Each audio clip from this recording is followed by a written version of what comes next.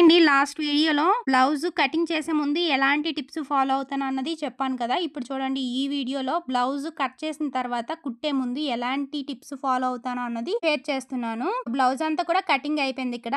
ఇప్పుడు first original cloth వేసుకొని దాని మీద లైనింగ్ క్లాత్ అయితే పెట్టుకున్నాను. ఇలా పరుచుకున్నాను కదా. ఇప్పుడు అక్కడక్కడ చిన్న చిన్న డాట్స్ అయితే పెడుతున్నాను కరెక్ట్ గా ఎడ్జ్కి వచ్చేటట్లు. ఇలా పెట్టుకోవడం వల్ల ఏంటంటే కరెక్ట్ గా మనం ఎక్కడైతే అటాచ్ చేస్తామో అక్కడ అలా ఉండిపోతాయి డాట్స్. మనకి ఎక్స్ట్రా మార్కులు ఏమీ రాదనమాట. ఇలా ఒకసారి అటాచ్ చేసిన తర్వాత ఇంకా మూవ్ చేయకూడదు. లైనింగ్ క్లాత్ ని కరెక్ట్ గా పెట్టుకున్నారంటే సరిపోతుంది. ఇక ఈ గమ్ అన్నది ఎడ్జ్కి ఉంటుంది కాబట్టి ఖర్చులో కలిసిపోతుంది. మనకి బయటకి అయితే ఏమీ కనబడదు.